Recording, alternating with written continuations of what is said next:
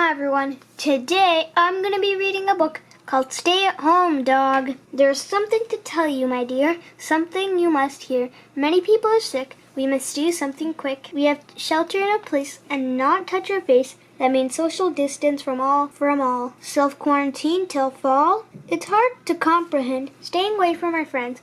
One day soon we'll all be able to meet. But until then, we'll keep our space of 6 feet. Stay! Always cover your cough. Remember to wash your hands off.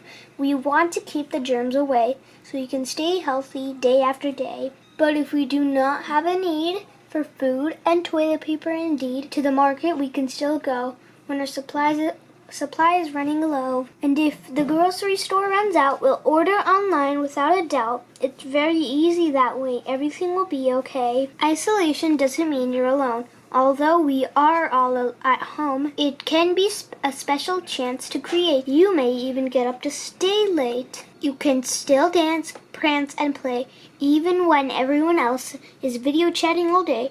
Color, read books, and explore. Go on an adventure and find something more. Before you know, out in the world we will go. We'll miss when life was simple and slow. Things will be normal again. One day we'll say, remember when? Even though a pandemic is strange, know that everything will soon change. Keep an open heart and positive mind.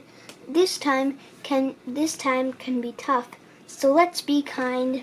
The character Mabel the dog was created in order to help children cope with the impact of the pandemic that affected the world in 2020, the coronavirus. So I hope you enjoyed this book, and I hope to see you in my next video. Thank you for watching. If you like this video, please subscribe to our channel, comment your opinion, and give a thumbs up. I'll see you in our next video. Bye!